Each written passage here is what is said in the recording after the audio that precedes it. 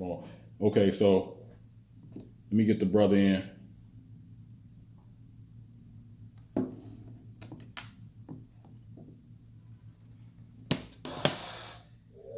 Yo, Rob, what's up, brother? Hey, all right. Yo, it's good to see you. Good. I'm just setting up something right here on my Don't Go to Prison page on Facebook. But for those of you who don't know, I am attorney Mohammed Luwemba. I'm the founder of the Don't Go to Prison initiative, which purpose is to deter black youth from going to prison. If you want more information on the Don't Go to Prison initiative, you can go to don'tgotoprison.com. That's don't go prison.com. Now, we have a very, very, very special guest in the building today on our first episode of DG2P Radio. That's Don't Go to Prison Radio that we are broadcasting right now from our Don't Go to Prison Instagram page. We have a extremely special brother that has been in prison for the past 32 years. The brother went to prison at the age of 19, and he is currently still incarcerated. And the brother is actually 51 years old right now. And if anybody has anything pertinent to say about black youth and anything pertinent to say about their story and about how we can deter black youth from going to prison, it's this brother right here. So again, for those of you that are just joining, my name is attorney Mohammed Luwemba. I'm the founder of the Don't Go to Prison initiative, and this is our first episode of DG2P Radio. And we got a brother that's about to introduce himself that has done 32 years in prison, and he's still incarcerated right now. We interviewing him live from his cell. Brother, introduce yourself. My name is Robert Duffin, and I came to the prison at the age of 19 years old. That was back in 1988, and I'm currently still incarcerated. Okay. So I'm looking to be out soon. Okay, so you're currently still incarcerated and you're looking to be out soon. Right. Okay, and what were you originally incarcerated for? What's your charge? Murder. Okay. Murder case. You were charged with murder. Okay, so in your murder case, when you were charged with murder, did you take it to trial or did you take a deal? I took it to trial. Okay. Did you have a paid lawyer or a public defender? Initially, I had a paid attorney, and what happened is that I come to find out that he was giving information to the prosecution because these people, they was very close, and I had to find that attorney, end up with another one, and I couldn't quite pay that attorney. So the bottom line, I ended up with a public defender. Okay, and it's a lot of people that are on my Instagram live on, well, it's some people, not a lot, that are on my Instagram live on my Elite Brother Mo page. If you can't hear me, go to the live on the Don't Go to Prison page.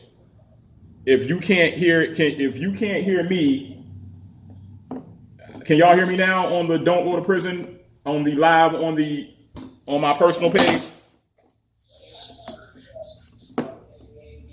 Hey, Natural Market. Vicky, can you hear me on the...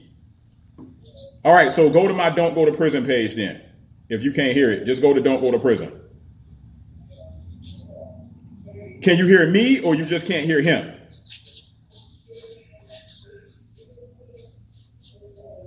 Can you hear me? Yeah, they can.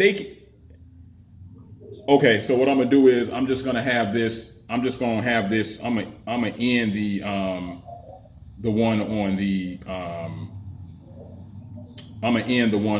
on that page and then just continue going with the one on Don't Go to Prison. So anyway, so you had a paid lawyer at first, then you found out that your paid lawyer was working with the prosecution. Okay. So you had a paid lawyer, the paid lawyer is working with the prosecution, so you ended up getting a public defender. Exactly. And your public defender, you took it to trial and he lost the case. Exactly. Okay, and the judge gave you what? There wasn't a whole lot of effort put into. Well, I ended up with a life sentence. life with the possibility of parole after serving 7 years. Okay, so after 7 years, you came up for parole and you were denied. I was denied parole, exactly. I was denied parole after 7 years. And that was 1995. I had served 7 years. I was denied parole for a total of 8 years after that. Now, during this time, let me just add this to the equation, because this thing is very, very political. Okay. Not case political, but the situation as it relates to laws and politics, that's very political. Okay. And what happened at this time, you had in the inner city of Atlanta, with a whole lot of drug trafficking trades transpiring, a lot of violence started taking place between the guys in Atlanta and the guy from Miami. So you basically had a turf war, so to speak. So much so, too, you have a drive-by shooting when it occurred more rapidly. And the politicians and thing that was running for political seats at that time, political office, they just went to banking their political careers on get tough on crime. And so what I like to say is that I basically got caught up in what I call a political arena. And anybody that had any type of violent cases at the time, they wouldn't give you parole. Okay, so let me ask you this. Let me ask you this. Now, was your situation that led up to this alleged murder, was that situation dealing with some Atlanta guys and Miami guys, or was your situation totally different? No. My situation was totally different. I was just shedding light on the situation that relates to the parole board giving anybody parole at the time regarding any type of violent cases. Okay, and so do you think that if you would tell us what kind of situation, what was the situation that led up to your particular charge? And again, you tell us as much as you want to tell us. You don't have to. I mean, you tell us what you're comfortable telling us. Exactly. Well, basically, it was a situation where me and a guy, basically was grown dislike for one another. Basically, a thing became jealous and envy. And, one word transpired from another. And we was at a fair one night, matter of fact, on Moreland Avenue. And got into a shootout. So basically, personality come into conflict. And so it was a thing like, well, okay, when I see him, I'm going to get him. Okay, when I see you, I'm going to get you. And so basically, that would happen. So I see him first, and he didn't see me. And so by the time he did see me, I got him down. And so that's basically what happened in that situation. Okay. And I could have avoided it because I could have kept going. But right. At the same time, when your ego things in the place, I'm not trying to avoid it. So that's what I did.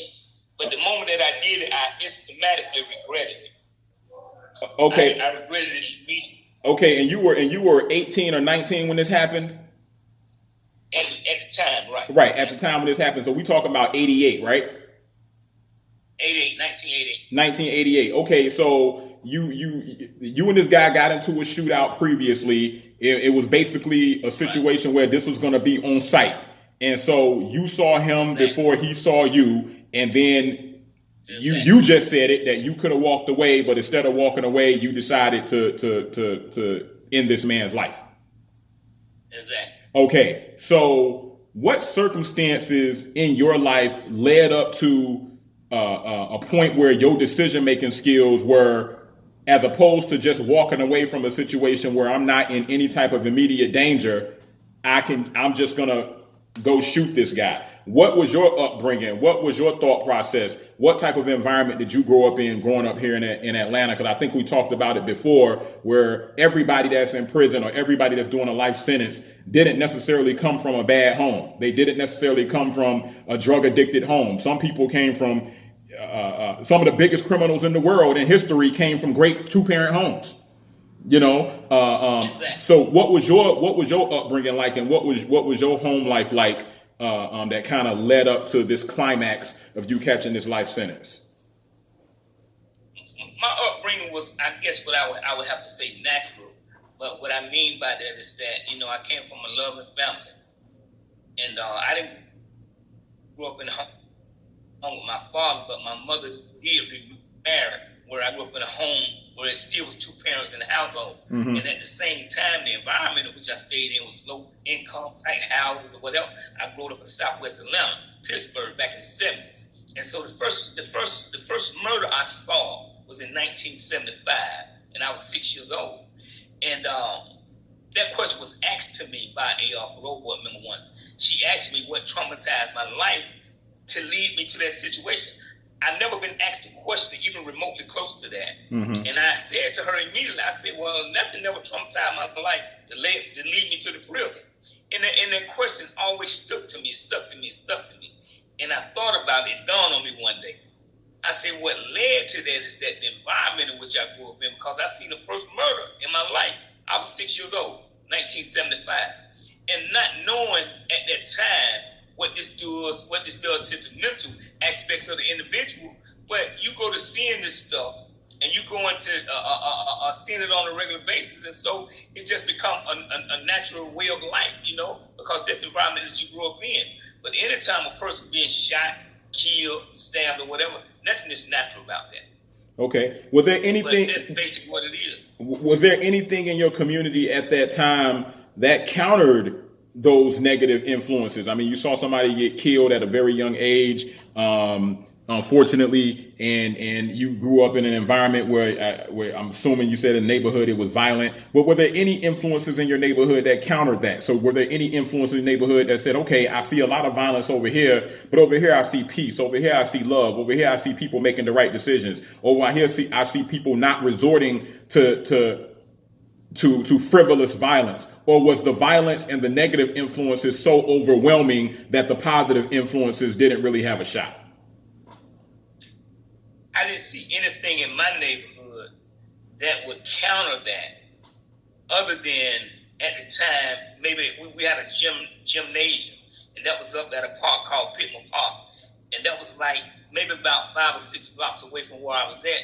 But, my family was never, my parents was never really active like that in my life in terms of going to a recreation center or anything like after school programs and things like that. But I would always see the opposite way that we would live. You would see the other ethnic groups of people driving nice cars, wearing nice clothes, and these people had some type of money. And I'm looking at myself and looking at our family like, well, why we don't have that, And I only had at the time what was being instilled in me. So I couldn't get what we didn't have in terms of the know-how, because that was never instilled in me. I was never told how to be an entrepreneur. I was never told how to go to college and do these type of things. So when you're growing up as a kid, you're trying to figure life out. And you basically on your own, if nobody's never given it to you. And if you go out into the street, well, that's where your influence at. Okay, let's start right there. Okay, so you were never told how to be an entrepreneur or how to go to college, and you're right. I mean, somebody can only know how to do what they're exposed to. And when you're a child, obviously what you're exposed to is not controlled by you. It's controlled by your environment and the people that are around you. And so let's kind of jump into that. You said that, you were never exposed to college or exposed to being an entrepreneur. What were you exposed to in the streets as an adolescent, going into teenagehood, going into your early manhood? Because as soon as you really became a legal man, you went to prison. So what were the incidents or people or influence that made you jump off the porch, so to speak, and really get out there? And what type of things were you doing? The type of people that I went to following and basically looking up to and admiring was the street hustlers. Mm-hmm. And the street hustlers had the respect, they had the money, they had the women, and looked like they just had the world in their hands as it relates to me looking at the world as I knew it. So that became the influence, that became the thriving force in my life. I wanted to emulate that. I wanted to be like that. I wanted what those guys had. So I started doing the things they were doing to have it, which was basically selling drugs. Okay. And not just that, you had a situation where the guys who weren't selling drugs, they was robbing, And so I really didn't like to be the one to just stand out and people see me selling drugs, so I would get it. I would sell it on the low somewhere where nobody didn't know me at, but I didn't really just never sell it in my neighborhood. Okay. And when you started selling drugs and because that's another thing, I think that a lot of yeah. Yo. 1 second, y'all. The brother's checking on some things.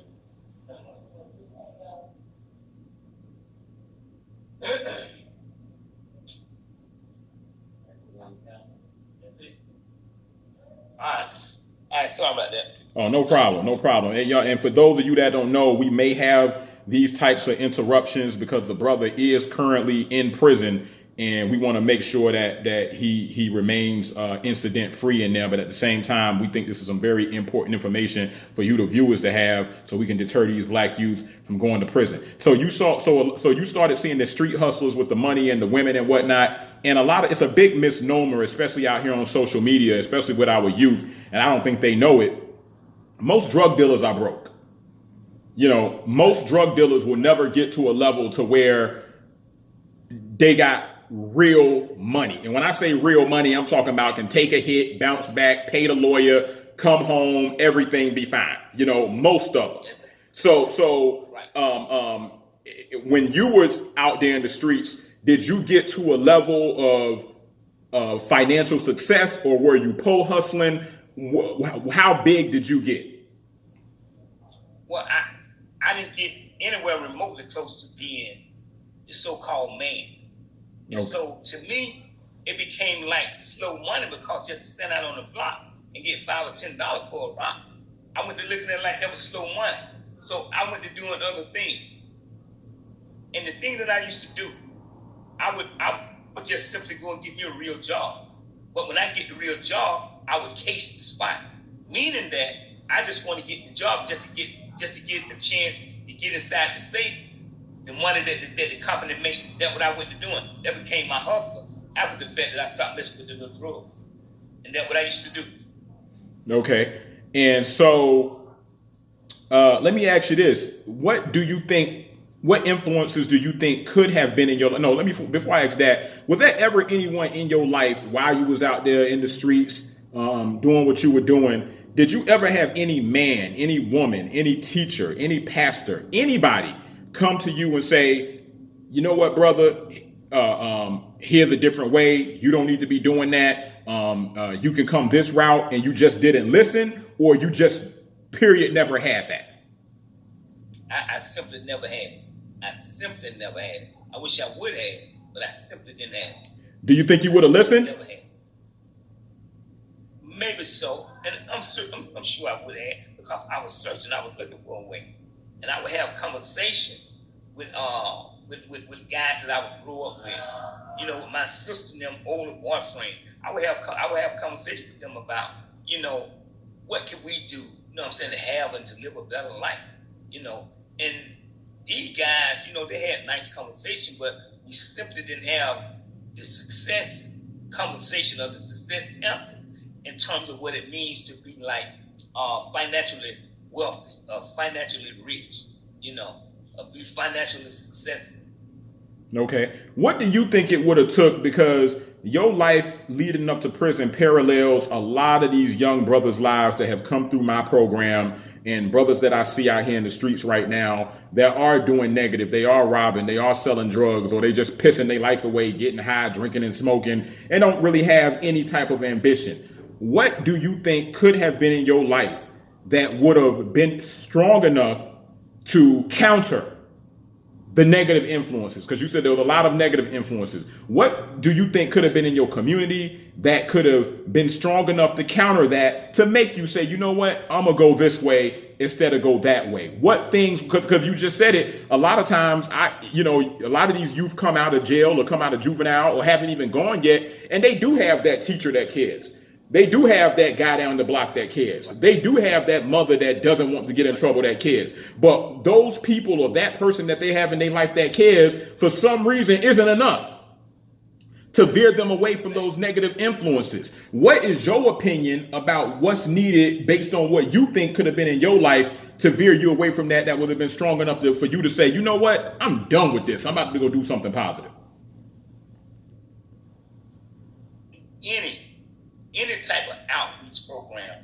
whether it was a Boys and Girls Club, whether it was an after-school program, or whether it was some type of community program that you would go to after school, and these people would teach you things that you didn't learn in school.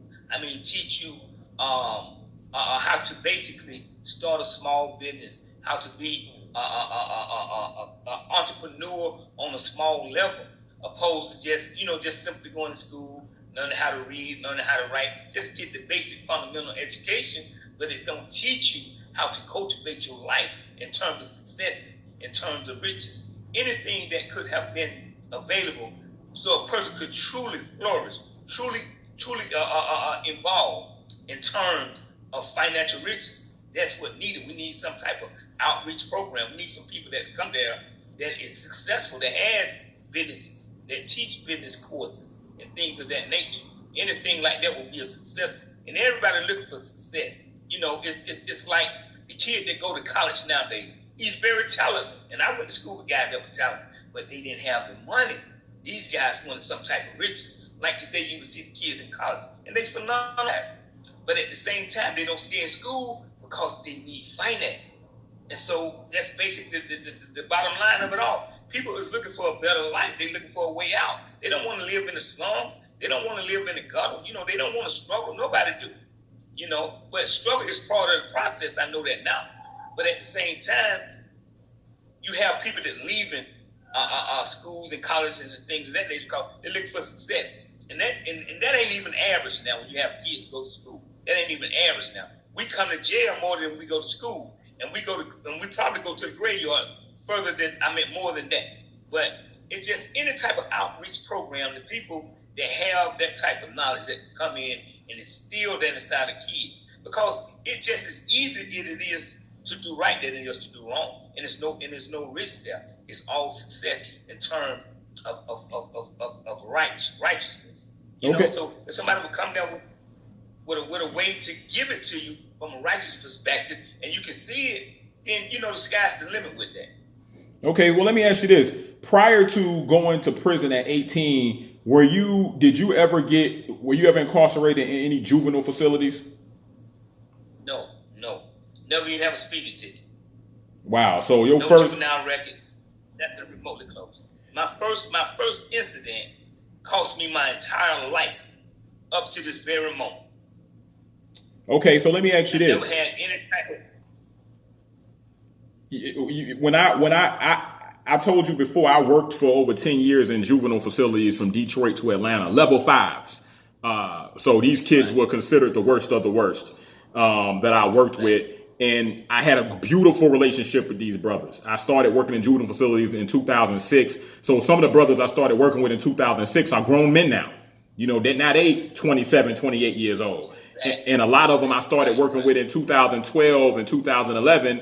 They in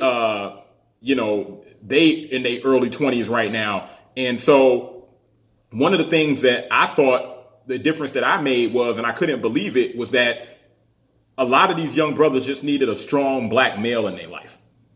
A strong black male that gave a damn, that talked to them the way they needed to be talked to, and was just going to be there for them. But also I noticed that it's very easy to get someone to change in prison or when they're incarcerated, because a lot of these kids, they would come to my mentoring program and they would be great in the program. They would get back out in the facility. They'll be cool in the facility. But once they get released back out to these streets, and it ain't no Mr. Muhammad coming to work every day, it's back to the same thing, And so I want to know, what do you think? I know you said outreach programs are some of the best things to do with these kids and whatnot. And there are outreach programs out there, but a lot of these outreach programs aren't doing it the right way, because if they were, we wouldn't have this epidemic of incarceration amongst our youth. So what do you think is something different that we can do? Because the NAACP and the Big Brother program, no knocking on them, ain't working. No, it's not working. It's out of date. It's out of date. And really, you have to speak the language of the people. You have to allow a person to be who they are. And we can't put the kids down. We can't put our youth. Is that, like you were saying in your program, the guys was coming and they was flourishing. But once they got back out, they converted back to that which they was new, back to that which they was comfortable in. But it's easy to be in a comfort zone, but at the same time, nothing grows there. Right. It just sits dormant. But it needs to be a connection from the inside to the outside. Just like your program now. It's an initiative program to keep people from coming, right, opposed to being here. And that's exactly what needed. And the thing about it is that, okay, when a person is released, okay, he is being released to a body, to an organization. He's being released to a family, an extended family, which is that organization. So when you be released, come here. I got something for you. This is what you need to do now. And the person needs some type of finance. He needs some type of a living arrangement, things of that nature.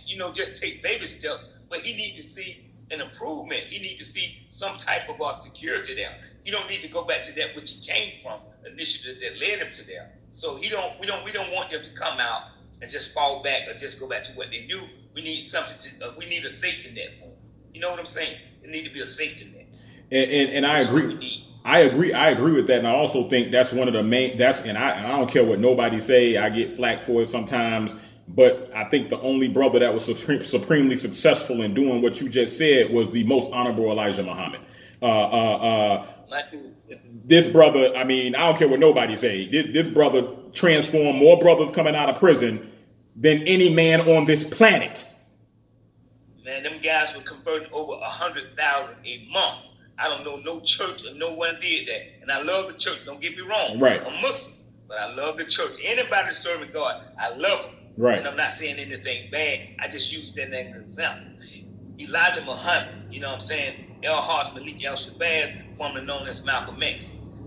These people was converting 100,000 or more a month times 12 with that thing that they was doing in terms of the Nation of Islam. Now, let me ask you this: with us trying to deter black youth, from going to prison, I think a big misnomer, and I think the reason why is because of social media. It's kind of unfortunately been a badge of honor for a lot of these young kids. They think they're not afraid of prison, they're not afraid of jail. Now, I'll just give you my experience down here in Georgia. A lot of the juvenile facilities are very violent, but at the same time, they got these kids in there playing Xbox. They got them in there watching movies. They got them eating pizza on Fridays. If they act normal for a week and don't get in no fight, they get a big pizza party or whatever, which is stupid to me because you shouldn't be rewarded for acting like a normal human being. And so, and they shouldn't be playing Xbox. I think that we are really, really missing a big opportunity with our youth that are incarcerated because you have a captive audience when you got an incarcerated youth. You can put in that kid mind whatever you want. You can determine what they eat, which means you can make them vegan if you want to. You know what I mean? You can determine how much water they drink. You can make sure they drink that gallon of water a day. You can determine what they read. You can determine what they learn. You can determine whatever goes into that mind because they cannot leave those walls. Unlike in the world where they got all these distractions, you can literally make a scholar while they're incarcerated, but they got them eating trash and reading see cat dog run. So from a brother that you've been in prison for 32 years, you still incarcerated. I want you to tell these kids what your experience was like going through those walls. Now, was Jackson still the inception center, the intake center back then? Yes, it was. It was for the adult male from 21 to beyond. Okay. Okay. Now, the place that I came in through diagnostics was Alto.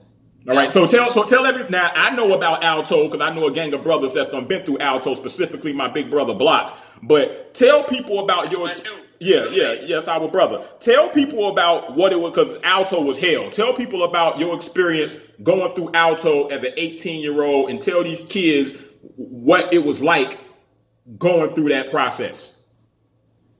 Oh wow, man! Wow, I'm gonna tell you something, man. It was more scarier than the time in Atlanta when you had the murder. Listen, man, that didn't come close to being and living in Alto 24/7.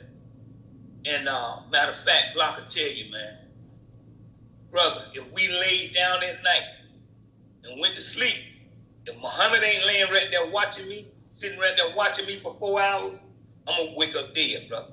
That's just how violent it was. And it wasn't nothing but black faces, man. Everybody was flexed up about nothing. And nobody was never trying, you weren't even trying to do nothing in terms of get out. It was just all about survival because the way the environment was. It was so thick you could cut it with a knife. You know, the thing it was to me is that when you came there, the officer was passing out markers so you could mark your property because, you know, your things would get stolen.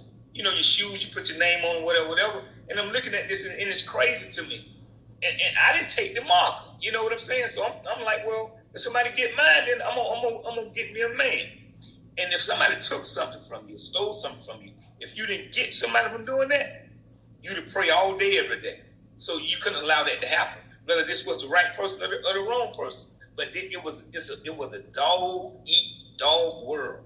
It was terrible. It was the epitome of it. I never experienced anything worse than Alto, and I've been in 32 years right now. I did 7 years and some months up there. I never came to any institution after that came remotely close to Alto, Smith, Hancock, Tailfair. Any of them, they can't match with what was going on up there. They're just all right. Let me ask you this. Let me ask you this because Alto, you said, was all black, and I know, we've been doing this "Don't Go to Prison" documentary for about 6 or 7 years, and I got a brother that was in Hancock, and he gave me some footage off a cell phone that we plan on using once we blur everybody's face out. And in his dorm, they had a policy: no robbing, no fighting, no jumping on nobody, nothing. They policed their dorm. And so what do you think it is in certain prisons where, because like nobody, I don't care how bad you are, nobody wants to live somewhere where they gotta watch somebody sleep, then they go to sleep and somebody gotta watch them. Nobody wants to live somewhere where they gotta watch their back 24/7. What was it about Alto that made all these brothers say, we rather live like this, like animals, basically, than live in peace? What was it? Was it that it was no structure? Was it no control? Was it that the brothers that were being the most violent? Because my question is, why were people resorting to living the lowest common denominator as opposed to living the highest? Like, what it were is that, and I noticed it was like jealousy, envy there, and it was the epitome of that. And the thing about it is that if you were from Atlanta, no dude from Atlanta, man, they gonna pop. You know, we're gonna talk fly, we're gonna talk slick, because that's the way we grew up. You know, you're gonna wear nice jewelry, you're gonna get a lot of nice things in, a lot of nice girls are gonna come see you. You got a lot of photos, and I'm talking about back in the 80s, you didn't have things like phones or whatever then. But dude was just so fly and flamboyant, and guys from down south never experienced that type of life. And it just was an envy jealous type thing. And the Atlanta guys were staying to dudes from down south. And so it's kill or be killed. And that's just how it worked. Exactly how it worked. It was so much so like that they had to basically separate the dorms. Like if you were from Atlanta, you couldn't live in a dorm with guys from down south. And that's how they kind of like eradicated the foolishness somewhat, the whole lot. But it still was a lot of BS because the way that people's mind had become, man. I mean, it was just totally insane to like, you would do things that you normally wouldn't do in a free society. And basically what I call it institutionalization, become institutionalized. And when you get incarcerated and people give you 10, 15, 20 years, these people don't look at anybody normal as being able they're gonna survive that. So what this is really called genocide. Okay, now you can take it a step further if you go in there and do yourself harm. And what I mean by that, if you adopt all the things that comes along with this type of environment, you go to doing all these unnatural things, that become menticide, so you're destroying your mind. And you can't operate under free society doing things basically that constitute, that's basically that's not going to be in the constitute of you doing when you out. You know what I'm saying? So you should keep a normal behavior pattern. You show so long, then it's hard for you to adapt back. And people just gravitate to that stuff, and they just hold it. And it's just crazy. And they just destroy themselves mentally. Okay, so let me ask you this. You said that people weren't behaving normally or were doing things that people would do in a free society. So using you as an example, when you got in there and you did 7 years in Alto, tell me how it changed you. What are some things that became quote unquote abnormal about you? I was more aggressive than I ever were before, and I didn't even notice it until I left Alto and went to another institution. And I noticed how aggressive that I were, because I went to a non-aggressive institution. Mm-hmm. And at the time, that camp was Wilcox State Prison down in Abbeville, Georgia. And those guys weren't aggressive like that. But I had to make the mental adjustment, because I have been on a place where it's just total aggression. And I didn't even know I was that aggressive until I got there, and I noticed it was in my own self. And thank God I could correct it. You know what I'm saying? Okay. And so for a lot of these kids out here that think that they tough, because there ain't no guns in jail.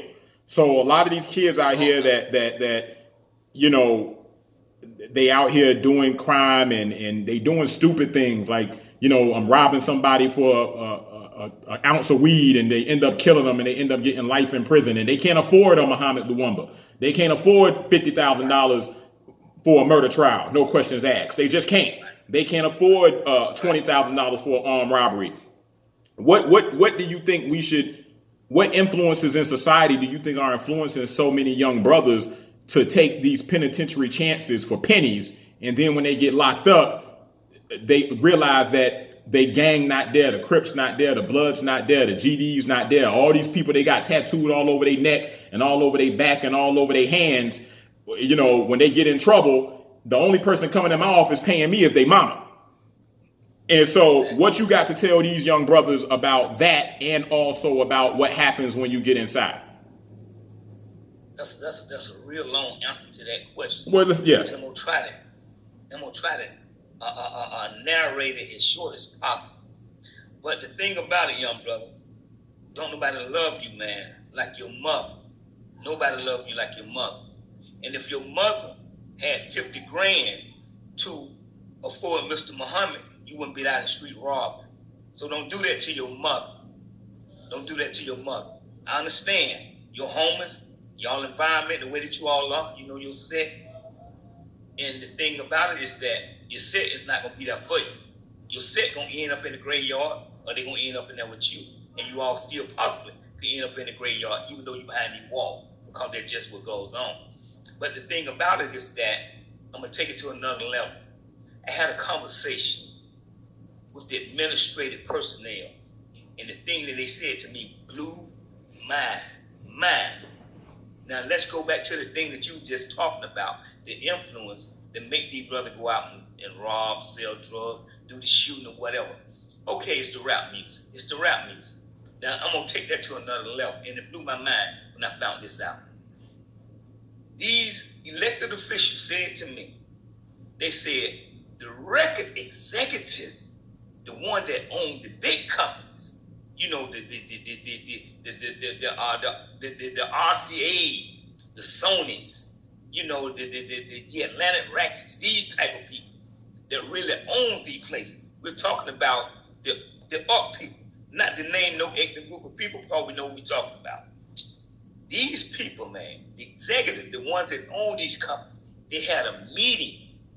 They had a meeting where they passed out multi-million-dollar checks to the other smaller record labels, and they wanted to change the culture, change the environment. Let's go back in the day when we come up, when you had your Coogee raps, you know, when you had your Run DMCs, when you had your LL Cool J, when you had your Kumo D's, and let's go up when you had your Public Enemies, the Arabian Rakim, the Queen Latifah, the Lady of Rage. Let's stop right there. All right, we had positive rap. We had a different type of environment. We had a different type of culture. Okay, but we got to switch this up because we got a big money-making scheme. So let's get these people in here. Let's get these $1 million checks to them. And just what I'm going to talk about the shooting. We want to talk about the drug trade. We want to talk about the robbery. So let's lead towards this.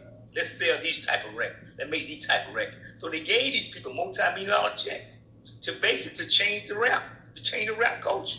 And what this do, this gonna lead them bodies, them little innocent little boys, our little sons, our little brother, our little nephew to prison. And we gonna make money off these people. That's what they did. Now, some guys, they didn't stay at the meeting. Some people left. But the ones left, they had to take an oath.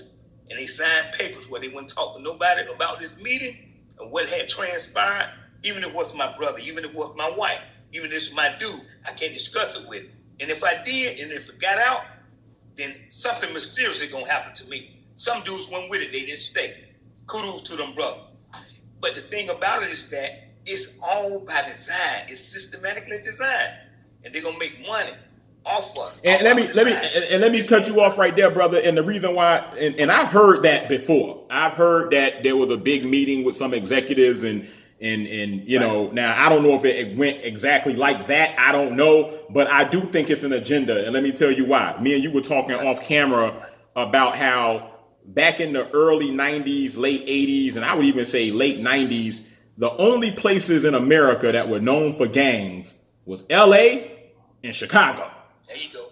If you weren't from LA or Chicago, you weren't a gangbanger. Now don't get me wrong. They had local gangs, you know, whatever. But you talk about them big gangs, GDs, Blood, Crips, Vice Lords.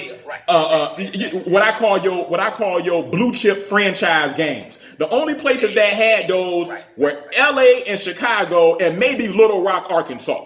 Like places that were known for some bona fide gangbanging. Now, every damn state and every major city in the country got Crips, Bloods, GDs. That's not by accident. No. That's not by accident. You know what I mean? And so Atlanta, a city that was never known for a gang problem, all of a sudden in the early 2000s, mid 2000s, and to the present now, from what I understand, and I want you to touch on this. If you go to prison and you just get there and you're not a part of a gang, depending on whether or not you got some balls, you might be victimized. I want you to talk about the gang culture that has changed since when you went in there 32 years ago and now. When you went in prison, was there a gang problem in Atlanta prisons? Going back to what you just said, you gave the answer in the question. It was no gang, nowhere in the South regions of America, let alone Atlanta. Let alone Atlanta. And so when I came to prison, of course, there's no gang. That didn't even register in our mind. I knew one gang member. This guy was from LA, but he was over in Georgia. He had been over here a long time. But anyway, he the only dude that I ever knew was gang. And of course, there were no gangs nowhere in the penal system at all. None, zero. But it was none. But now, when them guys, young kids, when they're coming out the street, especially when they left Alto, they had to put these kids somewhere. So you start to get them inside of the adult prisons, you know, places that I was at. And the thing about it is that it started to flourish more and more and more. And going back to what you just said, if you weren't part of a gang, whether Crip, Blood, Vice Lord, GD, what have you, you become a prey. And I done left different camps. You know, a lot of guys, you know, you train for the same time. And several of you gonna go to this dorm, several guys gonna go to that dorm. And guys come up to the door, hey, where you from? Hey, where you at? What you rep? This, that, and other. And sometimes they didn't even ask that question. They would look at certain guys and they would say, hey, bro, don't come in the dorm, man. And the dude by himself, he don't have nobody. So guess what? He can't go in that dorm. He can't go in the dorm. If he do, they will outright kill him. They will rob and kill him. That's the type of thing that they're up against now. So what I'm saying is that whether you want to be a gang member or not coming into the penal system, you're going to have to be one. Other, or you just gonna have to fight every day, or you gonna have to be the prey, and ain't nobody trying to live like that, you know. And so, when did you see that transition? Like, what year? Because you've been in there for 32 years. It wasn't like that in '88. Right. I seen that transition around 2008, 2009. I was at Smith State Prison when I seen that transition, because I think that's around the time. Somewhat around the time when they closed Alto. And they killed a young boy up there, man. And God bless his day. God bless his parents and everything, man. the dude by the name of Boatwright. I never forget it. And I wasn't there at the time. They raped and killed this kid, man. At Alto or at Smith? He was already terrified. No, at Alto. Okay. This was the camel. They was the straw that broke the camel back. They killed a little boy by the name of Boatwright out of Atlanta. They raped and killed him, man. And he was terrified from what everybody had already knew of him or whatever, because it's just the type of environment it was. They put them kids up there in Alto, them juvenile kids, and then when they're doing that, man, I remember they had a dorm, a big dorm. Guess how many kids were in that dorm? How many? One juvenile. One. It broke my heart, bro. It broke my heart. I seen what the play was. I said, they putting these kids up here now? Blew me away. But shortly after that, I was transferred to a different facility. Stayed up there 7 years and some months. And so, like I say, round about that time, I went to seeing a change in the penal system round about 2008, 2009, when they closed Alto because they killed that little boy, raped and killed him, you know. But anyway, one dude that had 10 years, he ended up with life without. Life without. You got 10 years. Okay, a long time.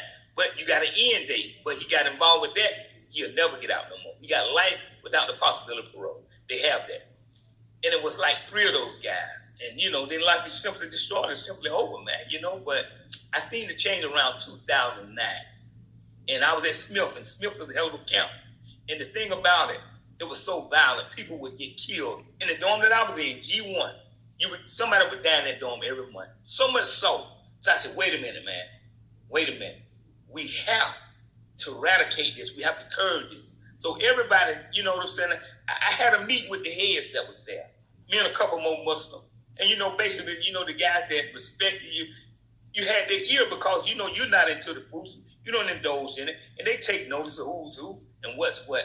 And, you know, we had a meeting with all the heads and came to a conclusion. Listen, man, everybody govern their own set. Govern your own games, man. If somebody violates somebody, don't touch this guy. Allow his own set to deal with him. That'll eradicate this violence. Because we got young kids being killed right in front of our eyes, man. And so it's real gruesome and ugly. And the thing about it is that it's a lose-lose situation. No one wins. And the thing about it, you know, the guys listen. We had to iron out the rough edges, but we curbed the violence. Thank God for that. For a time, because you know, there was Crip, Blood, GD. Everybody was fighting everybody at each other's throat, and we stopped it. We eradicated. Then, you know, everybody started dealing with their set, and it was cool. And the night that I left there and went to another institution, Archery. And the thing about it is that when I left, guy was like, okay, the brother finna leave. We gonna turn up now. We gonna turn up. I said, no, man. I said, the peace treaty remains intact. Like this and that. Lo and behold, make a short story short, I called back a couple of days later. They say, bro, when you left, man, he said it was a bloodbath the same night. I said, what? What happened? He said, man, everybody just went in. I said, well, what happened to make everybody go in? He said, man, they were just holding back because you was in the dorm and they wouldn't do nothing out of the respect.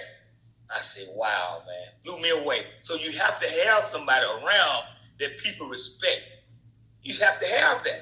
And by me being in so long, and they see I went in the type of behavior they were, and they see that I was trying to live a righteous life as much as possible because I'm Muslim, and they respected that, and they respected what I said, you know. And so not just what I said, but by what I did. I led by example, just my everyday life.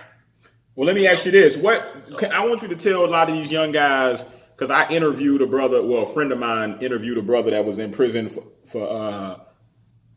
he was in prison for 41 years. He ain't never getting out. Old white guy, called him the grasshopper. Wow. Yeah, I know grasshopper. I've seen him. Yeah. Slender white guy. Yeah. Yeah, I know him. I know him well. Yeah. I know him well. He never coming home. But he was talking about how people, you know, people think that, oh, well, my mama, my sisters, my brothers, my family, when I go to prison, they're going to be there. He was saying how people die. People move on. Right. People forget about you. And I want you to talk about that. Wow. Talk about you being in there for 32 years, how that has affected your relationships with family, friends, people that you thought would be there and have surprised you, and people that you thought wouldn't be there and have surprised you. Wow. Wow, I'm tell you what, bro. I'm glad you said that. I'm glad you asked that. Just, and I'm dealing with it right now as we speak. Just January 20, one of the most favorite persons in the world to me, my kid brother, man, was killed. My kid brother was killed, man. Hey, me and this dude was so tight, he would never go to sleep at night without me being in the house. That's just how tight we were. We had a bond. But he was just killed, bro. The 20th of January. And he was ran over and killed by a train on Roosevelt Highway in Mallory. And they just released his remains on Wednesday. I'll talk to you about that later when we're on the phone. But my point is this in terms of losing people, man. The time you spend in here, you take it for granted that you always gonna be young. Your family always gonna be there. Me, I think I'm going dead. But you take for granted that everything is gonna be the way that it is. But lives is lost. You know, I done lost my mother. I done lost my mother entire generation. I don't have no aunts. I don't have no uncles. On either side of my family, I don't have any grandparents. I just lost my brother, man. It's one of the most dearest person in life to me. And you don't get that back. You don't get that back. I don't care what you do. You simply can't get it back. It's impossible. So to go out there, to throw your life away, to throw your family life away over drugs and over game, what more important? Ain't nothing more important than the lives of human beings. I don't care how much money you got, how many Jags, how many Rolls Royces, how many Phantom, how many Bentley. That stuff is useless, man. It's priceless. Nothing is more priceless than a human being. Nothing. Everything that was put here for us to use. Now, remove the peoples out the equation of the world. What do you have? Just a lot of stuff. The value of life, that's what the real value lies at. But the thing about it is this. You can't get any of that back when it comes to your family. So you have to value family. You have to value life. Because everybody has somebody that they love. People die off, you don't have that no more. So that support gone forever. So what you have to do, you have to build a family outside of a family because your friends not there no more, your siblings not there no more, you know, and you're just simply alone. So you have to build a family outside of a family. And you don't get no instruction when you come in here. It's no roadmap to how to survive this. But you have to build a family outside of family. You know, you have to develop relationships with people that you didn't know, and this person become your brother. This person, she became your sister. You know what I'm saying? So this person became a mother figure, a father figure to you. And these people that you didn't even know when you was incarcerated. And these people that basically support you the most while you're here. Because a person get used to you being gone, it becomes the norm because you're never there. It ain't the fact that they don't love you no more, but it's just normal because you haven't been there so long. And that's what I deal with. That's what I go through. Do my family love me? Of course they do. But they used to me being gone. I've been gone 32 years. And it's normal for you to get used to something. And we'd be surprised what we can get used to. So what I had to do, and I don't like to be a burden for nobody. So what you have to do, you have to develop other relations. You know what I'm saying? And so people become, you know, your brothers, your sisters, things of that nature. Yeah, like Grasshopper said, it's out of sight, out of mind. He was like, he said, you know, out of sight, out of mind. The world out here moves so different.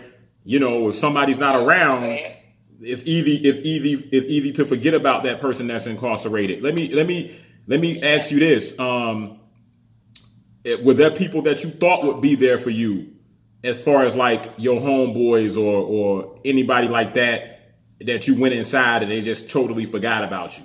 Because, and the reason why I ask that is because a lot of these teenagers, some even the kids I mentor, they got homeboys. They call their home. That's a thing amongst the youngsters now. They call their homeboy, "What's up, twin?"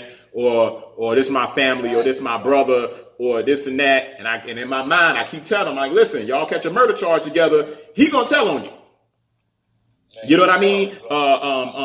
Or you go to jail, he gonna be trying to get at your woman. You know what I mean? It's so many different things that these young brothers don't know.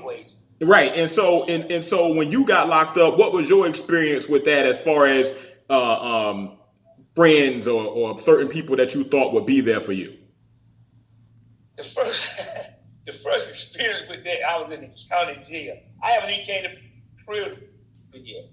And the guys that I grew up out saying, everybody Everybody had money. Everybody had the nice car. Back then we would drive the sedan, the Seville, you know, the Trues and Bold, Gold back, rag top. You know them.